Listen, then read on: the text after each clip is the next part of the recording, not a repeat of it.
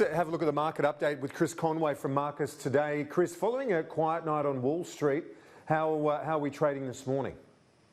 Good morning, Kieran. We're off to another slow start this morning, unfortunately. US markets posted modest gains. The Dow held above 28,000, but it was really a fairly directionless session, and there weren't a lot of leads heading into our session this morning. Our market is up just a handful of points, 6 points at last check.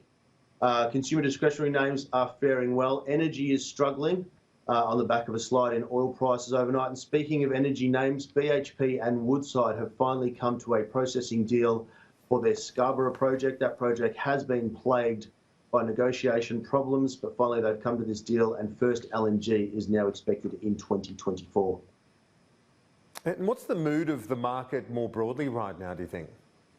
Kieran, I think for the most part, the mood is pretty positive. US markets continue to break records. Our market sits about 100 points from its all-time highs. AGM season here in Australia has actually been received quite well, and a lot of companies have been upgrading guidance, particularly growth names, and that's always exciting to see. The latest we spoke about yesterday was Appen, and then this morning A2 Milk, which has jumped almost 17%. It continues to do really well in China and the US. So again, nice to see those growth names faring well. With central banks remaining accommodative and optimism around the US-China trade deal, there's actually plenty to be excited about for investors heading into at the end of the year.